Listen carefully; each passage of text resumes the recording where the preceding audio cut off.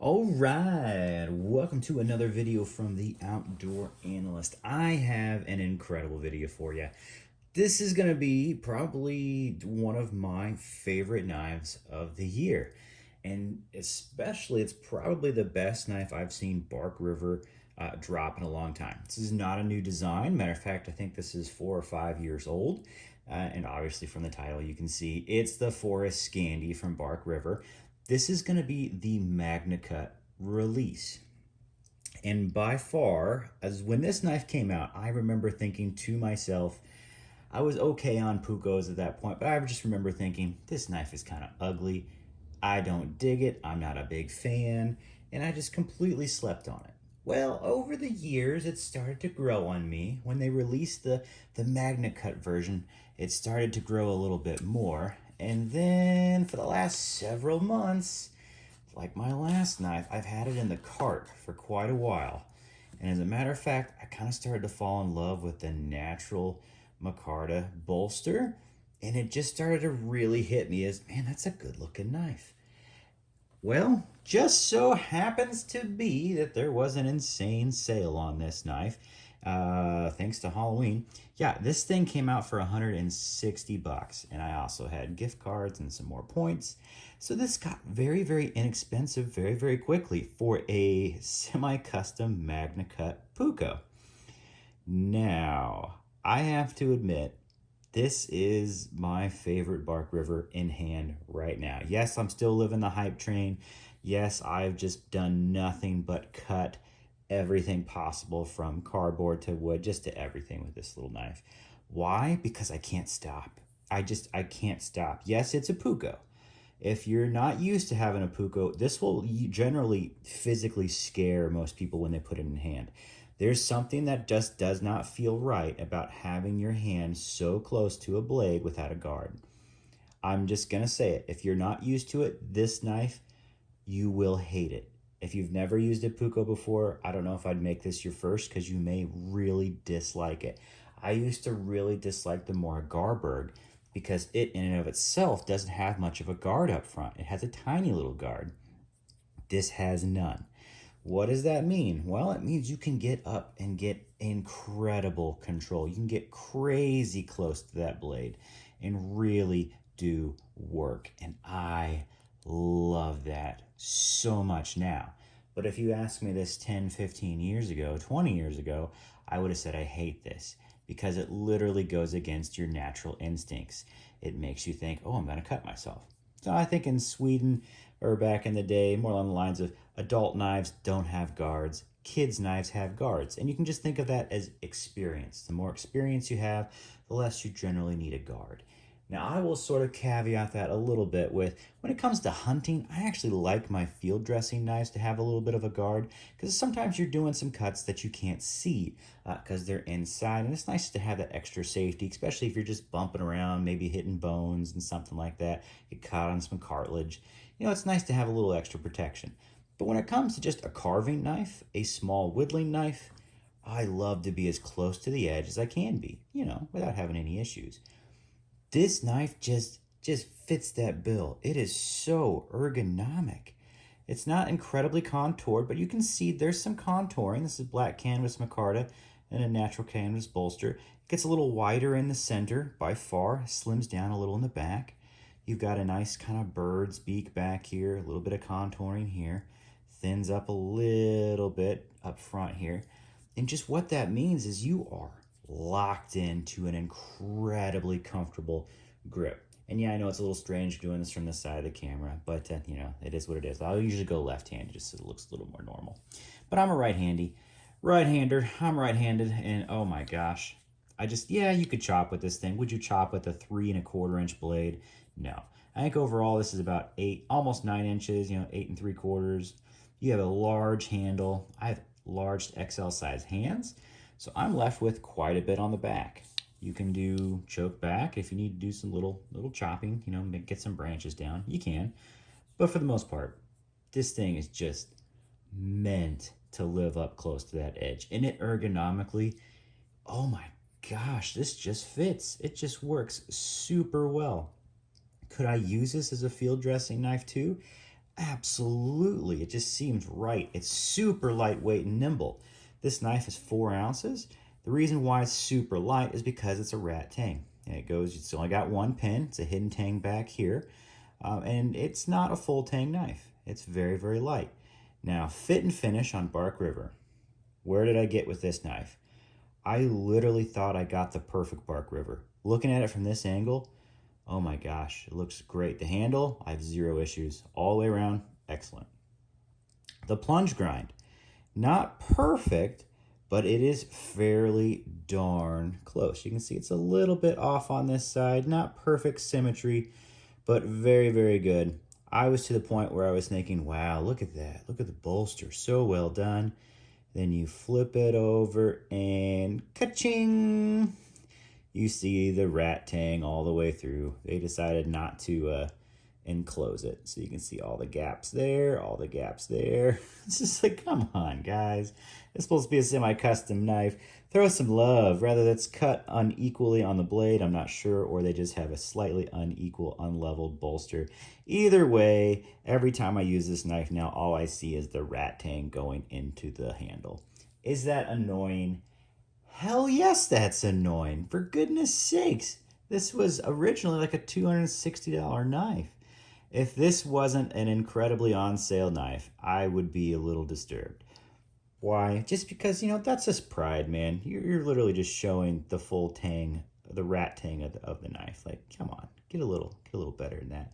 So, Bark River in a nutshell. Don't ever expect to get a perfect knife. There will always be something, man. Oh, I was so close. I literally was looking it over. I was like, this is effing perfect. And then, kerchunk, I just can't unsee it. Once you see it, you can't unsee that. But that deter me a little. It deters me a little bit. But just ergonomically, this knife is awesome. And because it is a rat tang, it's very, very light in the back. It is so light. This is a 4-ounce knife. So for carving, it just feels so controllable. That's what I love. It almost feels like a Mora in the hand, just with really, really good looking Mora. You know what I'm saying? And oh man, that's good stuff. It's just good stuff. Now this is a scandi-vex. Basically think of it as it looks kind of like a scandi. It's convex at the edge. It's very incredibly thin. Oh my goodness, CPM Magnacut, so this is almost completely stainless. It is a little weird that there's brass on here and it's completely stainless, so I think it'll be a little bit rusty there. Not rusty, but you'll get corrosion there, but everything else will not corrode. So that's a little counterintuitive. That's fine. I love the look of it there. I really love the look of this knife. That's what just brings it home. And then the weight and the balance. Oh my gosh. This is just, man, the sex is on fire sort of song. Put that into a knife. That's kind of what I feel with this knife. It's perfection. It's so hot. Hansel's so hot right now. Yeah, I'm really a fan of this knife, as you can tell. Magnacut is a cool steel. It's not the toughest, so thank goodness this isn't a true scandi. Even 3V in a true zero scandi this can be a little chippy, and you really kind of want to convex that over. Magnacut is not as tough as 3V, so I'm glad it's a convex down there. This thing feathers like a dream. Obviously, it splits fairly well. Because this isn't a full tang, I don't want to split much with it besides tiny amounts of kindling, which is what this is for. This is just a fire knife for me. This is just a carver, a fire knife, and that's pretty much it. It's not a camp knife.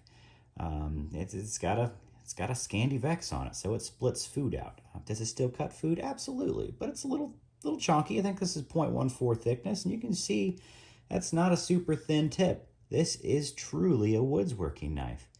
And darn it, I think that it's just spot on. It really is spot on. For some kind of comparisons, here's another woods knife of mine that I love, the SCRB3.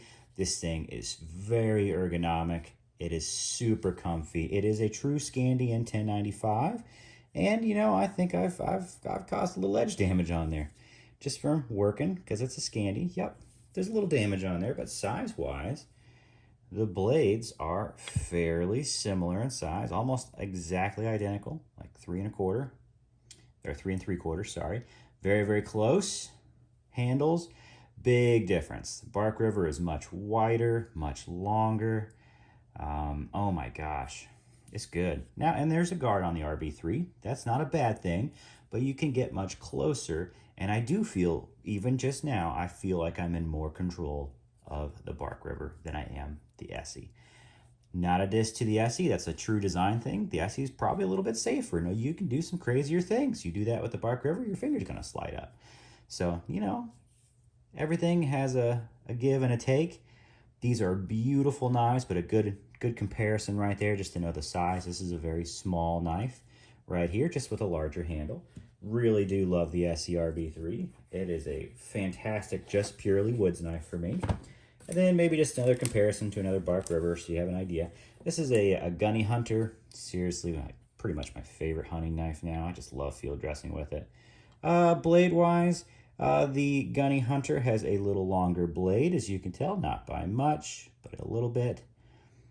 Just a wee bit. Has more of a belly on the Gunny Hunter.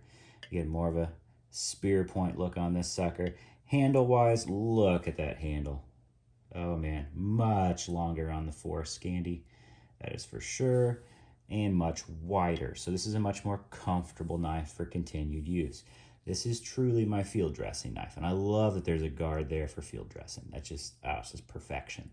Just perfection for me. Hard to beat this knife just in general for field dressing, and right now, well, it's gonna be hard to beat that knife for just crafting and having fun in the woods.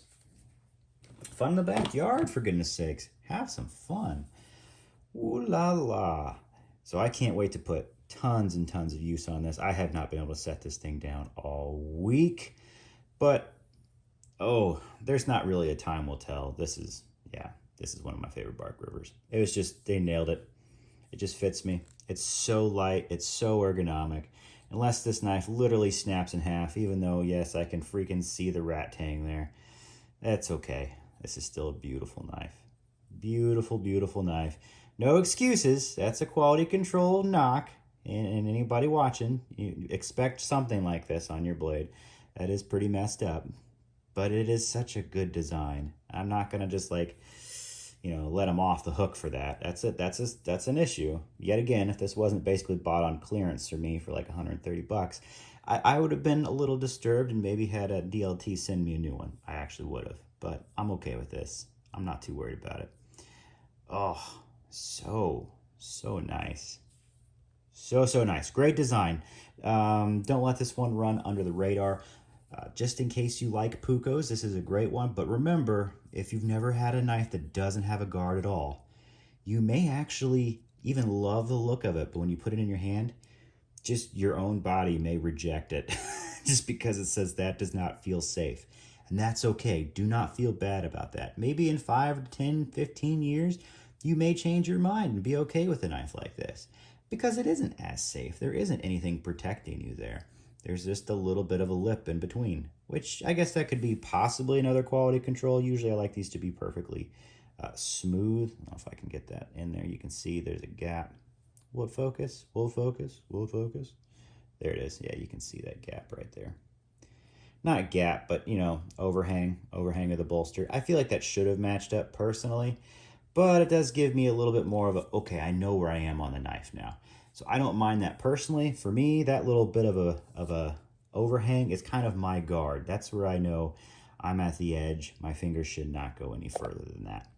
So yeah, man, this is a cool knife. Super cool knife. Big sleeper. I slept on it for half a decade, and that's okay. It came out in a better knife steel for me, even though 3V is actually very, very good for this type of knife. I just love Magnacut because now I don't have to worry about rusting really at all. The only thing I have to worry about that is going to be the pins in the lanyard hole. Well, this was a fun one. Like, subscribe if you like videos like this. Dang, I love this knife, and dang, that was what a killer sale from DLT. Holy cow, I'm glad I waited. I'm glad that I've had this in the cart for months. I just felt like 2 for 2. What a crazy night when you get 2 of the knives you've been wanting to pick up. And they just literally are on the most killer sale I've ever seen. Ooh, win-win. The other one was the Ursus 45. from White River. That was $100 off. Holy cow, what a win there. Granted, I feel like I got a quality control lemon, which I did, but that's okay. I've still just been slicing with it all week, and it has been, like I suspected, an immaculate little camp knife. Now, I haven't had it in my hands nearly as much as this sucker. This has just been everywhere I go. So good. So good. All right. Thanks for hanging out, and I will catch you on the next one.